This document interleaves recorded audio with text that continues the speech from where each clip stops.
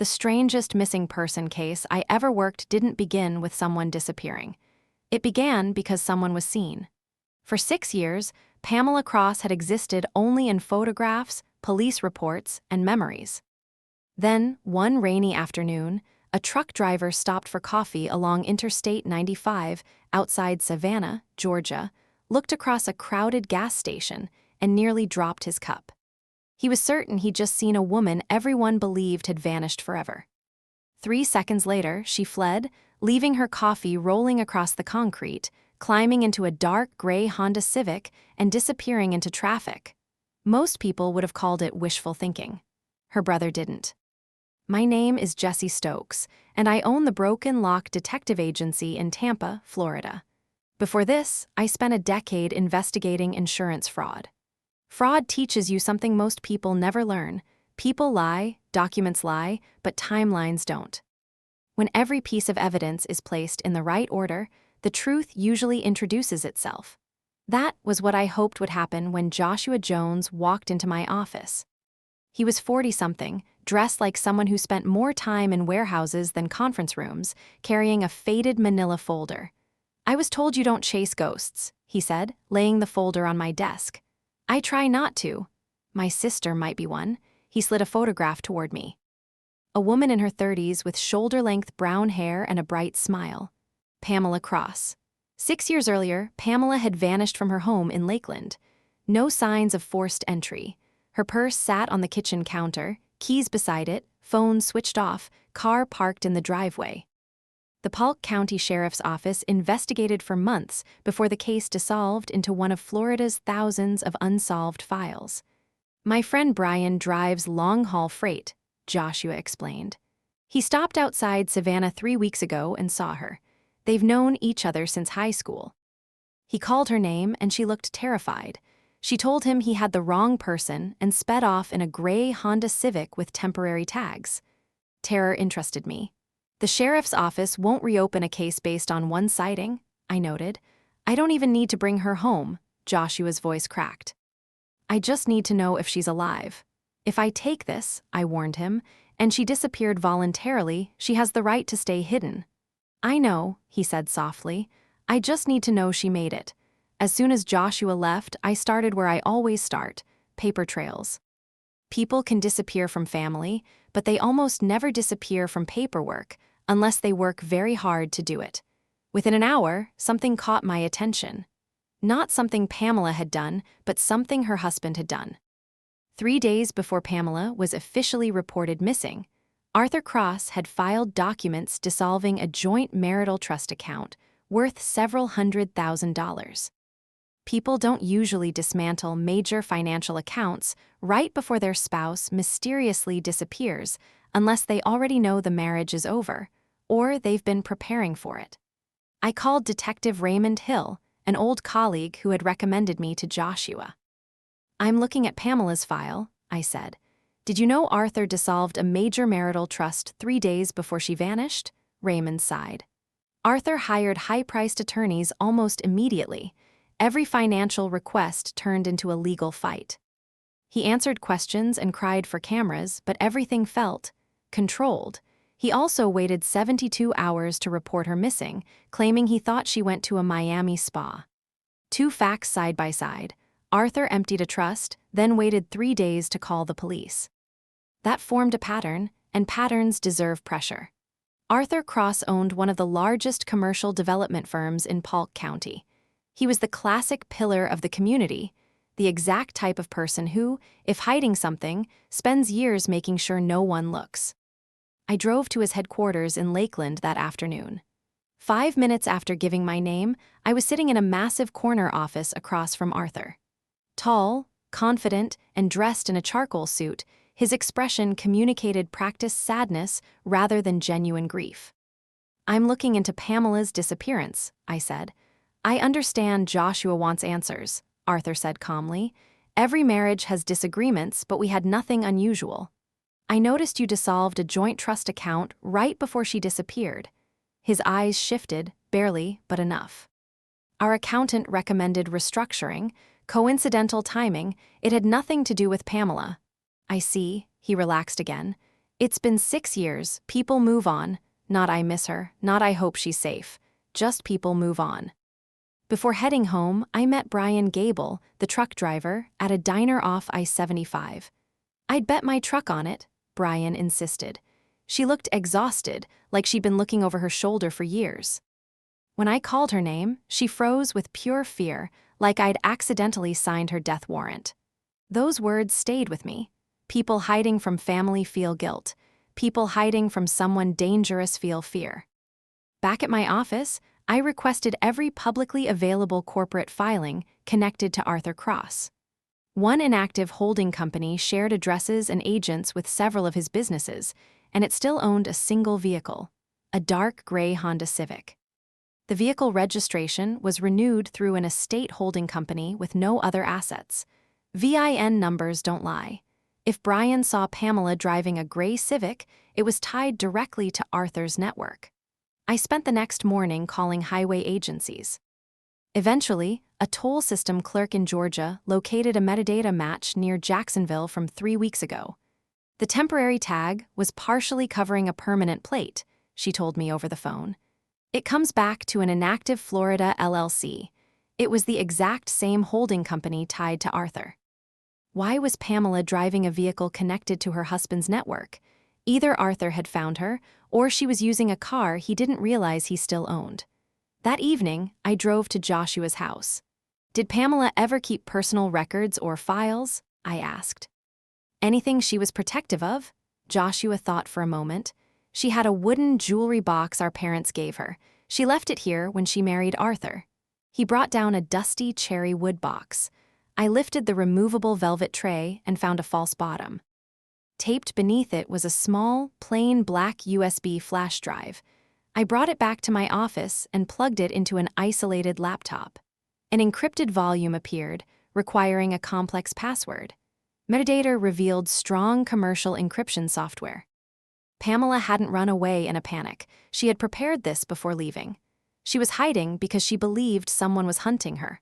The next morning, I returned to Arthur's corporate filings, looking for names instead of money. One name repeatedly appeared: Valerie Thorne, Chief Financial Officer. Immediately after Pamela vanished, Valerie's signature began appearing on documents Pamela previously handled. I drove back to Lakeland to confront Valerie directly. I laid the marital trust filing on the conference table. 3 days before Pamela vanished, I said. You signed this. Valerie looked away. Legal handled that. Everything was routine. People remember signing documents involving hundreds of thousands of dollars, I pressed. Did Pamela ever seem afraid? Valerie hesitated, a classic tell. I wouldn't know. I thanked her and turned to leave. Just as my hand hit the doorknob, she spoke softly. Miss Stokes, if Pamela is alive, leave her alone. Why? I'm just saying. Sometimes people disappear because that's what they need. Leave her alone. That wasn't sympathy. That was a warning. I pulled into a parking lot and reviewed the timeline. Pamela disappears. Arthur restructures finances. Valerie takes over paperwork. An encrypted drive is hidden. Pamela panics 6 years later in Georgia. The realization hit me. Pamela wasn't hiding from her past. She was hiding from a man who had never stopped looking for her. And when Brian called her name in Savannah, he hadn't just recognized her. He had accidentally broadcasted her location to whoever was watching. I called Raymond immediately. I think Arthur has been hunting Pamela for 6 years. Raymond went quiet. 3 years ago, a private investigation firm requested drivers' license photographs of women resembling Pamela. They claimed it was for an inheritance search, but the request originated from a law firm Arthur uses. He's been actively searching for her. Do you know where she might be? I asked. Cross-reference marina employment in Georgia, Raymond suggested. She used to love boats. Armed with that lead, I drove to Brunswick, Georgia. Cross-referencing public databases led me to Clara Knoll, a night shift bookkeeper at a quiet marina whose background began months after Pamela's disappearance. I parked across from the marina at dusk. A compact gray Honda Civic pulled in. A woman stepped out. Older, thinner, hair cut short, but unmistakably Pamela. She scanned the parking lot systematically before walking inside. I waited a few minutes, then walked into the office. Pamela looked up from a stack of invoices. "I'm looking for Clara," I said. "I am Clara. My name is Jessie Stokes." "I'm a private investigator hired by your brother." The color drained from her face. "You have the wrong person." "I don't, and Joshua doesn't know where you are. I came alone." She stared at me, her hands trembling as she closed her ledger. "Follow me," she whispered. 10 minutes later, we parked at a quiet public park overlooking the marsh. I stepped out and approached her car. "I'm not here to force you home," I said. "I'm here because Arthur is still looking for you." Pamela let out a hollow laugh. "I've never been hiding from Joshua. I've been hiding from Arthur." I told her about the flash drive in Joshua's jewelry box. Tears filled her eyes. "What's on the drive?" I asked. "Half the truth," she said. "I discovered Arthur was stealing millions from taxpayer-funded municipal contracts using shell companies. When I confronted him, he locked the office door, drew a gun, and told me if I ever went to the FBI, Joshua would disappear before I did." Everything clicked. The trust account, the shell companies, the false identity. She hadn't abandoned her family, she had sacrificed her life to protect them. Suddenly, headlights swept across us. A black SUV pulled into the lot, stopping 20 feet away. Its dark windows stayed rolled up. Pamela's breath hitched. "That's them, Arthur's watchers." "Stay calm," I whispered. I pulled out my phone, called Raymond, and put it on speaker while holding it low. "Raymond, an SUV just pinned us in Brunswick," I said clearly. "Don't approach," Raymond warned. "They want confirmation it's her. Leave separately, make them choose." I looked at Pamela. "Drive to your normal routine. Don't go home tonight and don't panic. I'll give them someone to follow." I pulled out first. The black SUV immediately swung behind my car, falling into step. Perfect. I hit Interstate 95 northbound, keeping a steady speed. For 45 minutes, I played the role of a completely clueless driver, leading them miles away from Brunswick. When I finally pulled into a busy, brightly lit truck stop, the SUV parked 3 rows over. I walked inside, bought water, and used my phone to take clear photos of the SUV, its license plate, and the driver's silhouette. The plate was registered to a vehicle leasing company in Tampa owned by one of Arthur's holding companies. A heavy wave of guilt washed over me. Arthur hadn't tracked Pamela down on his own, he had followed my paper trail. My courthouse searches, my visit to Arthur's office, my questions to Valerie. I had accidentally led them right to her. I called Pamela from a disposable prepaid phone. "They followed me, but I lost them. We need to move your evidence tonight." We met an hour later at a small, climate-controlled storage unit she rented on the outskirts of town. Inside was a single metal document case. Pamela unlocked it, revealing handwritten ledgers, wire transfers, and corporate resolutions matching the shell companies I'd uncovered. "The flash drive has scanned copies," Pamela explained. "These ledgers are the originals. Computer files can be wiped, but ink is hard to argue with. We need to get these to federal authorities," I said. Before she could answer, the glare of headlights illuminated the alley outside.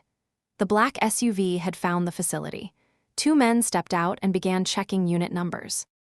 "Take only the originals," I ordered quietly. Pamela grabbed the primary ledgers and stuffed them into a canvas bag. We slipped out the back exit just as the men reached her unit door. We made it to my car, pulled out through the rear gate, and hit the highway before they realized we were gone. I called Raymond from the road. "We have the original physical ledgers and the encryption key. It matches the federal shell companies." "Do not bring them back to Florida," Raymond instructed. "I'm on the phone with the U.S. Attorney's Office and FBI Financial Crimes right now. Federal warrants are being issued." 48 hours later, federal agents executed simultaneous search warrants at Arthur Cross Development, Arthur's home, Valerie Thorne's office, and multiple bank branches. Confronted with undeniable paper trails and matching digital files, Valerie cracked within days, accepting a plea deal and testifying to Arthur's systemic fraud and extortion. Arthur was arrested without bail on tax evasion, wire fraud, and money laundering charges. A few weeks later, Joshua came into my office. He didn't ask for Pamela's location or address. He just looked at me with tired, hopeful eyes. "Is she safe?" "Yes," I said. She's safe.